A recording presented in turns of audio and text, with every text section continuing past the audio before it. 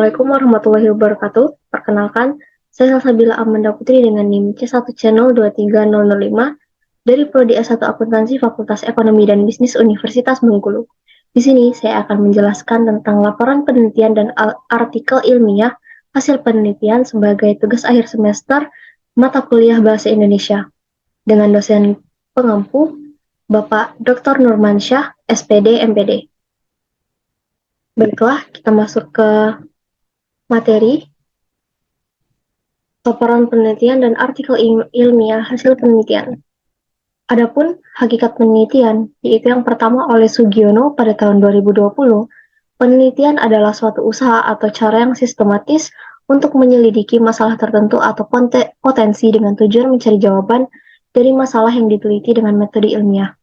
Yang kedua, yang dikemukakan oleh Arifin pada tahun 2018, penelitian adalah suatu proses penyelidikan yang ilmiah melalui pengumpulan, pengolahan, analisis, dan penyimpulan data berdasarkan pendekatan, metode, dan teknik tertentu untuk menjawab suatu permasalahan.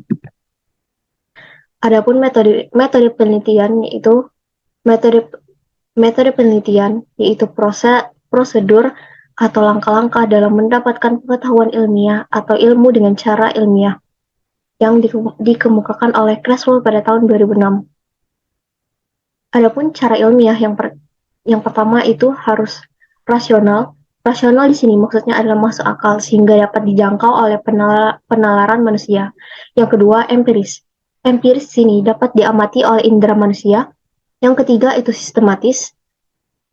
Di sini langkah-langkahnya itu harus logis. Yang keempat itu valid, yaitu derajat ketepatan antara data yang sesungguhnya terjadi dengan data dapat dikumpulkan oleh peneliti. Yang kelima itu reliable, derajat ketetapan dengan data yang diperoleh bisa dibuktikan fungsinya pada waktu yang berbeda. Adapun ciri-ciri penelitian yang baik yaitu yang pertama, bermanfaat bagi kebaikan, yang kedua, mengandung nilai kebaruan atau novelty, yang ketiga, tema up to date, misalnya dikaitkan dengan COVID atau yang baru-baru ini yaitu pemilu. Yang keempat yaitu menggunakan prosedur penelitian yang ilmiah dan dapat dipertanggungjawabkan. Yang kelima, data dalam bentuk deskripsi, tabel, diagram, dan gambar. Yang keenam yaitu orisinil dan tidak mengandung plagiasi. Yang ketujuh bisa dipublikasi dan diakses dalam bentuk jurnal, proceeding, buku, dan lainnya. Selanjutnya, itu siklus proses penelitian metode ilmiah atau scientific methods oleh Creswell pada tahun 2015. Yang pertama, kita harus mengidentifikasi permasalahan penelitian. Dimulai dari menetapkan permasalahan, menjustifikasinya, menyebutkan pentingnya untuk menelitinya bagi audiensi tertentu. Selanjutnya, untuk tinjauan kepustakaan, kita harus mulai menemukan sumber, menyeleksi sumber, dan merangkum sumber-sumber tersebut. Selanjutnya, penetapan maksud penelitian. Kita harus mulai mengidentifikasi maksud dari pernyataan, mempersempit pernyataan maksud untuk pernyataan atau hipotesis. Selanjutnya, melakukan pengumpulan data. Kita mulai menyeleksi individu-individu untuk diteliti, mendapatkan izin dan mengumpulkan informasi. Selanjutnya, analisis dan interpretasi data. Kita mulai menguraikan data, mempresentasikan data tersebut, dan menjelaskan data-data tersebut. Selanjutnya, pelaporan dan evaluasi penelitian. Memutuskan tentang audiensi, menstruktur laporan, dan menulis laporan dengan sensitif. Adapun perkembangan metode penelitian, yang pertama itu kuantitatif, positivistik, atau deduktif. Kuantitatif itu bersifat menguji atau membuktikan teori. Yang kedua ada kualitatif, pospositivistik, atau induktif. Penelitian kualitatif itu bersifat menghasilkan atau mengembangkan teori. Yang ketiga ada campuran, mixed method, deduktif-induktif atau induktif-deduktif. Di penelitian campuran ini bisa mengembangkan, membuktikan, dan mengembangkan teori. Adapun tipe rancangan penelitian kuantitatif, kualitatif, dan campuran dan penggunaan utamanya oleh Creswell pada tahun 2015. Yang pertama itu ada rancangan penelitian kuantitatif. Rancangan penelitian kuantitatif itu dibagi dua, penelitian intervensi dan penelitian non-intervensi.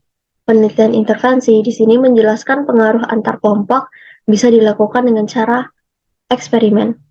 Dan penelitian non-intervensi itu dibagi lagi menjadi dua.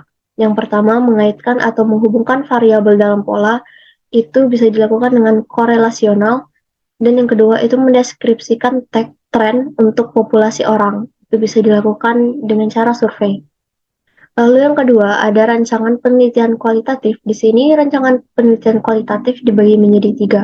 Yang pertama itu mengeksplorasi pengalaman yang sama dari individu untuk mengembangkan teori. Di sini bisa dilakukan dengan penelitian ini bisa dilakukan dengan cara grounded theory.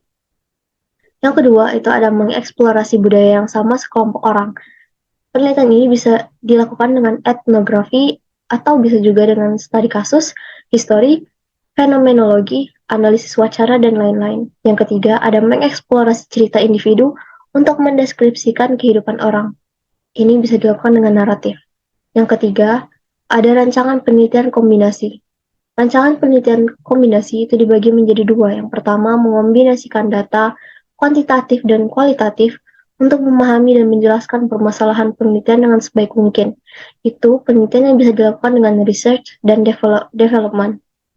Yang kedua, itu menggunakan data kuantitatif dan kualitatif untuk individu guna meneliti permasalahan pendidikan yang mereka hadapi dalam ranah mereka. Itu bisa dilakukan dengan action research and lesson study. Selanjutnya ada jenis penelitian kuantitatif oleh Mills, Eration pada tahun 2009, Mzir 2015, Creswell 2015. Yang pertama ada eksperimen. Eksperimen di sini itu pemberian tindakan. Eksperimen dibagi lagi menjadi 7. Yang pertama, uji beda satu sampel atau kuesi. 2. Uji beda 2 sampel berpasangan. Yang ketiga, uji beda 2 sampel bebas. Yang keempat, uji beda 2 rata-rata sampel tak bebas. Yang kelima, uji beda 2 rata-rata sampel tak homogen.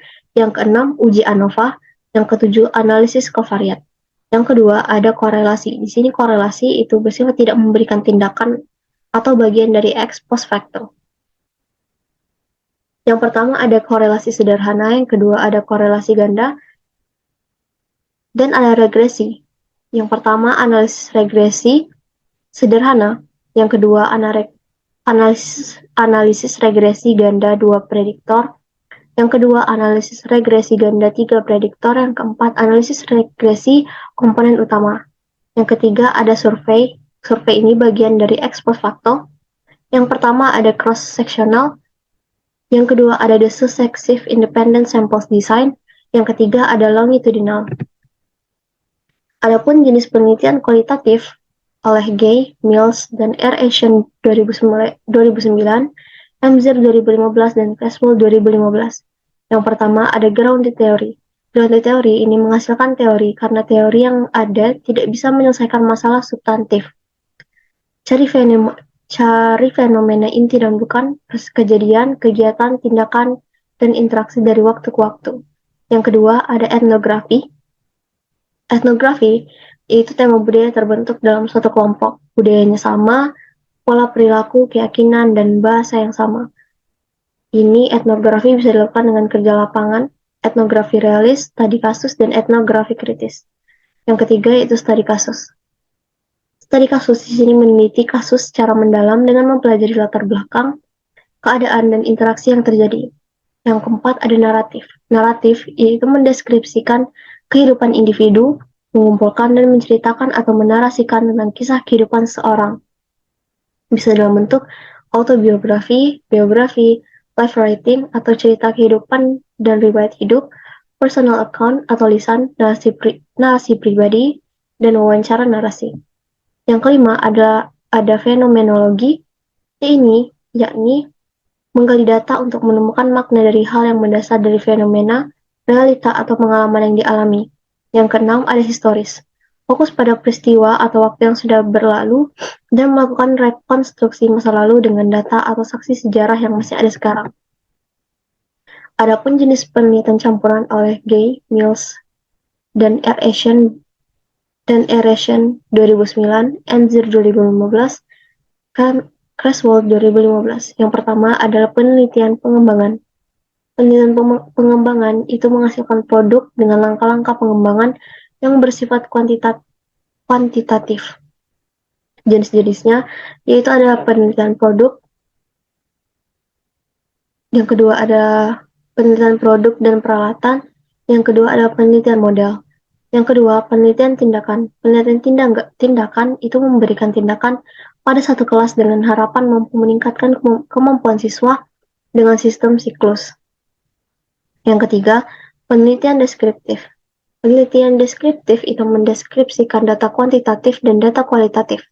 Yang keempat, ada paralel konvergen.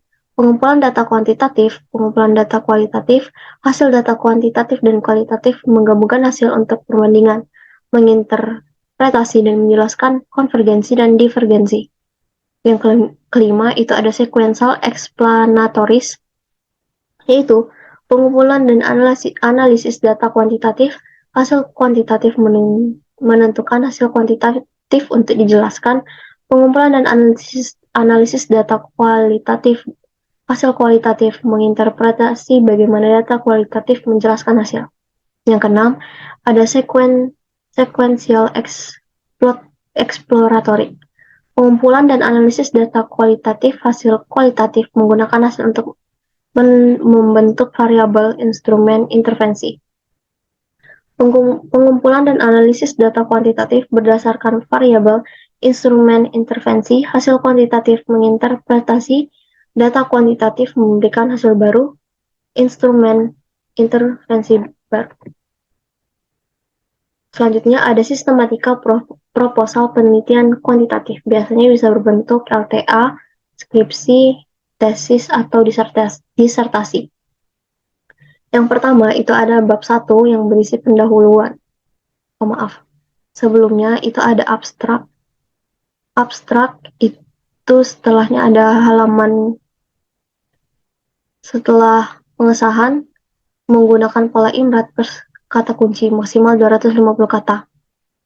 Selanjutnya bab 1 itu ada pendahuluan yang berisi. Yang pertama itu latar belakang menjelaskan kelemahan X dan diberikan solusi variabel X atau disampaikan potensi X hingga mempengaruhi Y. Yang kedua ada ruang lingkup penelitian berisi batasan masalah. Yang ketiga ada rumusan masalah. Yang keempat ada tujuan penelitian. Yang kelima ada manfaat penelitian. Serta yang keenam ada definisi operasional. Yang kedua ada kerangka teori dan kerangka berpikir. Kerangka teori dan kerangka berpikir itu berisi yang pertama, teori yang digunakan. Yang kedua, penelitian-penelitian yang relevan. Yang ketiga, itu kerangka berpikir. Yang keempat, itu hipotesis penelitian. Di sini dijelaskan ada pengaruh X terhadap Y atau ada hubungan X dengan Y. Di bab 3 ada metodologi penelitian. Di bab 3 itu terdiri dari yang pertama, metode penelitian. Di sini menjelaskan metode dan desain penelitian. Yang kedua, ada waktu dan tempat penelitian. Yang ketiga, ada deskripsi variabel penelitian. Yang keempat, ada populasi dan sampel. Yang kelima, ada teknik pengumpulan data atau ini dapat berupa kuesioner atau tes. Yang keenam, instrumen penelitian. Yang ketujuh, uji coba instrumen. Dan yang keempat, itu ada teknik analisis data. Bisa dapat berupa uji prasyarat. Dan yang kedua, uji hipotesis. Lalu bab 4 itu ada hasil dan pembahasan. Itu terdiri dari yang pertama, hasil penelitian. Hasil penelitian itu cara menyusunnya, kita harus jawab sesuai rumusan masalah. Sampaikan hasil dari penelitian berupa uraian, tabel, dan gambar, dan ingat jangan dikomentari dahulu. Yang kedua, itu ada pembahasan. Penulisan pembahasan itu dengan cara bandingkan hasil penelitian dengan teori, dan penelitian relevan disertai data penelitian sehingga diperoleh novelty. Yang kelima, itu ada penutup. Penutup itu berupa kesimpulan dan saran. Kesimpulan di sini jawab sesuai jumlah rumusan masalah dan simpulan dari hasil penelitian dan pembahasan. Yang kedua, saran. Saran itu disesuaikan dengan manfaat praktis, khususnya saran untuk peneliti lanjutan. Setelah bab 5 penutup itu ada daftar pustaka. Setelah daftar pustaka itu ada lampiran. Selanjutnya ada penjelasan sistematika metodologi penelitian di bab 3. Metode penelitian itu berisi pendekatan metode atau desain penelitian. Waktu dan tempat penelitian itu menjelaskan waktu dan tempat penelitian. Untuk peneliti teks, tempatnya adalah teks tersebut. Yang ketiga itu data dan sumber data, menjelaskan data dan sumber data untuk penelitian kualitatif, populasi dan sampel untuk penelitian kuantitatif. Yang keempat ada teknik pengumpulan data, itu menjelaskan cara mengumpulkan data. Untuk kuantitatif itu tes dan kuesioner, kalau kualitatif itu wawancara, observasi, dan dokumentasi. Jelaskan juga instrumen. Bila kualitatif, instrumen utama adalah peneliti. Bila kuantitatif, itu tes atau kuesioner. Yang kelima, teknik atau prosedur analisis data. Di sini menjelaskan langkah-langkah menganalisis data yang diperoleh dari pengumpulan data. Sesuaikan langkah-langkah dengan desain penelitian yang digunakan. Yang keenam, ada uji keabsahan data. Jelaskan tingkat kepercayaan data yang diperoleh, kuantitatif dengan validitas dan reliabilitas, kualitatif dengan kredibilitas, transferabilitas, dependabilitas, dan konfirmabilitas. Selanjutnya, ada uji keabsahan data penelitian kualitatif oleh Creswell pada tahun 2015. Uji kredibilitas itu perpanjang pengamatan, peningkatan ketekunan, triangulasi, diskusi dengan teman sejawat, analisis kasus negatif, dan member check.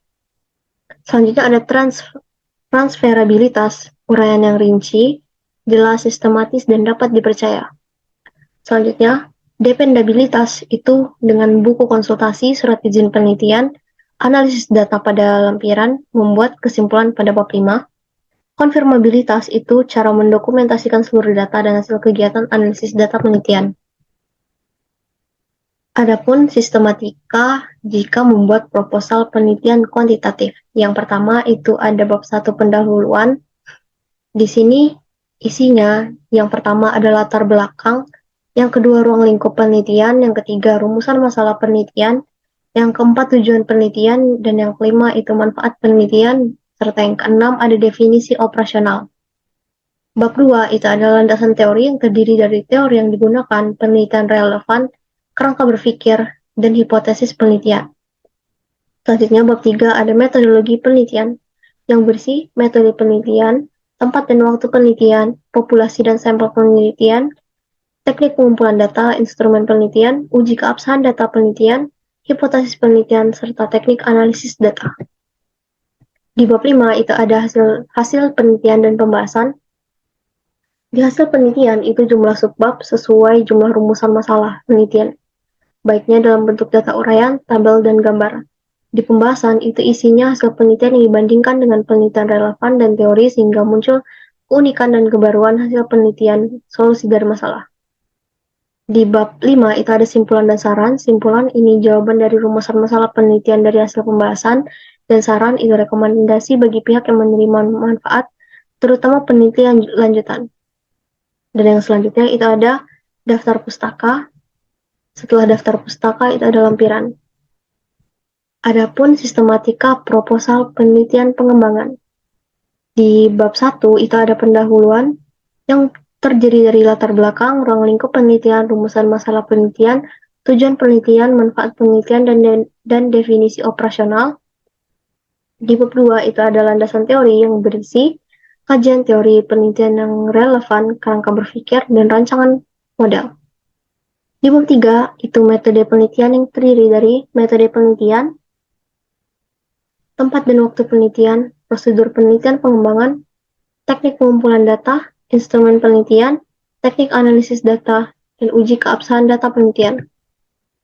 Di bab 4, hasil penelitian dan pembahasan itu di hasil penelitian jumlah subbab sesuai dengan jumlah rumusan masalah penelitian, baiknya dalam bentuk data uraian, tabel, dan gambar, serta pembahasan itu isinya berupa hasil penelitian yang dibandingkan dengan penelitian relevan dan teori sehingga muncul keunikan dan kebaruan hasil penelitian. Hadirkan juga solusi dari masalah. Di bab 5 itu ada simpulan dan saran. Simpulan itu berisi dari jawaban dari rumusan masalah penelitian dari hasil pembahasan, dan saran itu berisi rekomendasi dari pihak yang memiliki manfaat, terutama penelitian lanjutan. Selanjutnya ada daftar pustaka, dan setelah daftar pustaka ada lampiran.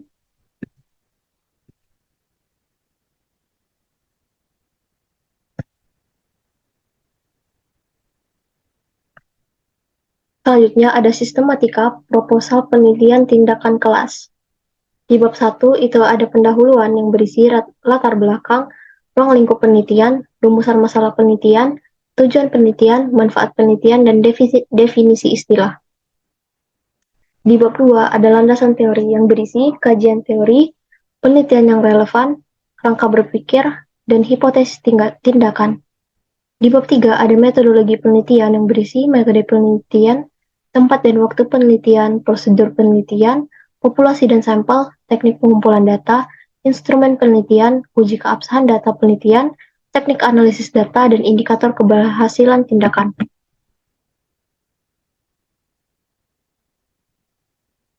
Selanjutnya ada artikel ilmiah hasil penelitian. Artikel hasil penelitian berupa ringkasan hasil penelitian yang disusun dengan sistematika, bahasa yang menarik, dan dengan gaya selingkung jurnal yang dituju. Hal ini dikemukakan oleh Dalman pada tahun 2018. Yang pertama, judul, diikuti nama penulis, instansi, dan email penulis. Yang kedua, abstrak dalam bahasa Indonesia atau bahasa Inggris yang berisi masalah atau potensi penelitian, tujuan penelitian, metode penelitian, teknik pengumpulan data, teknik analisis data, dan hasil penelitian, serta diikuti kata kunci maksimal 250 kata dan spasi 1. Selanjutnya adalah pendahuluan yang berisi latar belakang masalah penelitian, rumusan masalah, tujuan penelitian, dan manfaat penelitian, ditulis menyatu dan tidak dalam subbab. Yang selanjutnya ada landasan teori berisi teori yang benar-benar digunakan dalam penelitian sesuai dengan rumusan masalah yang diangkat. Selanjutnya ada metodologi penelitian yang berisi metode penelitian, data dan sumber data untuk penelitian kualitatif atau populasi, dan sampel untuk penelitian jenis kuantitatif. Waktu dan tempat penelitian, teknik pengumpulan data, teknik analisis data, dan validitas data. Kesemuanya ditulis dalam bentuk paragraf, bukan dalam beberapa subbab. Selanjutnya ada hasil penelitian dan pembahasan yang diawali dengan penjelasan hasil penelitian, kemudian dilanjutkan dengan pembahasan yang berisi perbandingan atau persamaan hasil penelitian dengan teori dan penelitian relevan disertai data penelitian minimal 6 halaman. Selanjutnya ada kesimpulan yang berisi tentang gambaran umum hasil penelitian yang merupakan jawaban dari rumusan masalah penelitian, disertai saran dan rekomendasi. Dan yang terakhir itu ada daftar pustaka, ditulis dengan mencantumkan nama penulis, tahun terbit, judul buku, kota terbit, dan penerbit. Selanjutnya itu ada penulisan daftar pustaka. Model penulisan daftar pustaka itu yang pertama ada APA, American Psychological Association, yang kedua ada Harvard, yang ketiga ada IEEE, yaitu Institute of Electrical and Electronics Engineers, yang keempat ada MLA, The Modern Language Association, yang kelima ada Vancouver, yang keenam ada Chicago. Contoh model sistem APA, yang pertama jika dalam buku yang pertama itu menulis nama, setelah ditulis nama itu tahun terbit, yang kedua itu judul buku, selanjutnya itu ada tempat terbit dan penerbit. Selanjutnya teknik penulisan ilmiah. Pengertian teknik penulisan ilmiah itu teknik menulis karya ilmiah dengan mengikuti kaidah ilmiah dan menggunakan bahasa tulis yang benar dan baku. Jenis kaidah ilmiah yaitu kutipan, format tulisan, dan penulisan daftar pustaka. Penulisan kutipan itu yang pertama ada kutipan langsung, mengutip sama persis dengan teks aslinya. Jenis kutipan langsung itu ada kutipan langsung pendek, itu ciri-cirinya tidak lebih dari 4 baris atau 40 kata. Kutipan diintegrasikan dengan teks.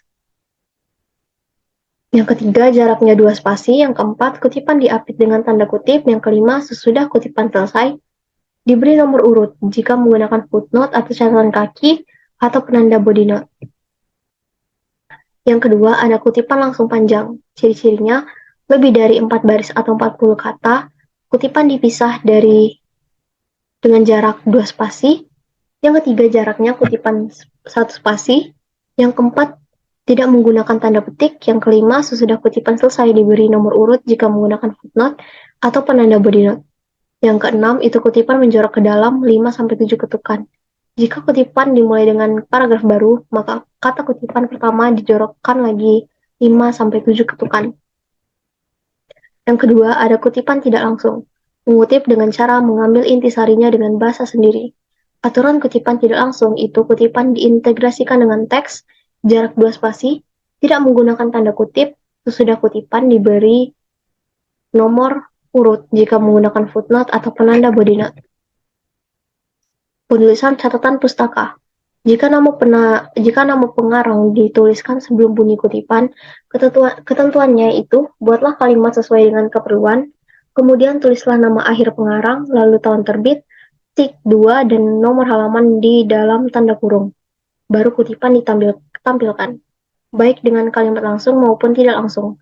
Yang kedua, jika nama pengarang dicantumkan setelah bunyi kutipan, ketentuannya itu buatlah dahulu pengantar kalimat yang sesuai dengan keperluan, tampilkan kutipan, kemudian sebutkan nama akhir pengarang, tanda koma, tahun terbit, titik 2, dan nomor halaman di dalam kurung, dan akhirnya diberi tanda titik.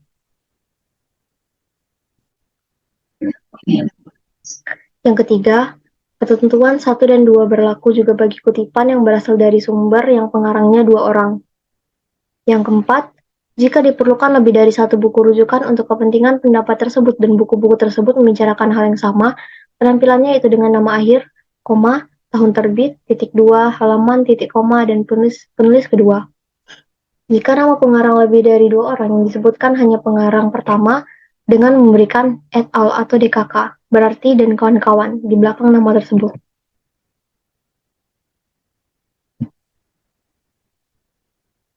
Selanjutnya ada catatan kaki atau footnote. Catatan kaki digunakan untuk menunjukkan sumber sebuah kutipan dan dapat juga dimuat keterangan-keterangan lain terhadap teks. Pada catatan kaki terdapat nomor penunjukan yang sama dengan teks. Nomor penunjukan selain dengan angka dapat dilakukan dengan tangga asterik.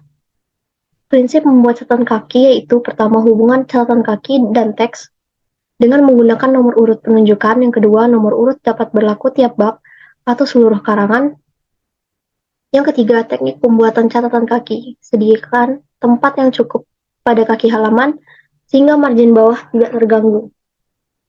Sesudah garis terakhir dari teks diberi jarak 2 spasi, dibuat garis mulai margin kiri sebanyak 18 ketukan, turun 2 spasi dan garis tadi dan menjorok 5-7 ketukan dari margin kiri, diketik nomor penunjukan sesudah nomor penunjukan 0,5 spasi ke bawah. Mulai diketik baris pertama catatan kaki, jarak antar baris dalam catatan kaki adalah 1 spasi. Yang keempat, catatan kaki kutipan pertama yaitu nama penulis ditulis biasa, judul buku dimiringkan, buka kurung, kata terbit, titik 2, penerbit, koma, tahun terbit, tutup kurung, koma, halaman yang dikutip. Yang kelima, ada daftar singkatan yang digunakan dalam catatan kaki, itu IBID atau IBIDEM, pada tempat yang sama dengan mencantumkan halaman yang dikutip bila berbeda dengan kutipan yang sama sebelumnya. Yang kedua, ada opere citato, yaitu karya yang telah dikutip pada halaman yang berbeda. Yang ketiga, ada loco citato, yaitu pada tempat yang telah dikutip pada halaman yang sama. Yang keenam, itu cara mudah dalam MS Word. Letakkan kursor di tempat tulisan yang akan dikutip, klik reference, lalu insert footnote. Selanjutnya ada format penulisan ilmiah. Kertas sebaiknya HVS berukuran A4. Kulit sampul digunakan kertas yang agak tebal. Ukuran untuk tajuk 14 dan untuk huruf anak bab dan penjelasan lain ukuran 12. Lalu ukuran kertas pada pola ukuran margin atas 4, margin bawah 3, margin kiri 4, dan margin kanan 3 cm. Selanjutnya, jenis tulisan secara umum menggunakan Times New Roman. Selanjutnya, spasi 2 untuk skripsi, tesis, dan disertasi. Untuk artikel ilmiah, jurnal dengan spasi 1,5 atau 1. Penomoran bisa menggunakan penomoran angka Arab atau gabungan angka dan huruf. Misalnya, bab menggunakan angka Romawi. anak bab tingkat 1 A, B, C atau 1.1, 1.2, kemudian anak bab tingkat 2 itu 1.23, dan seterusnya.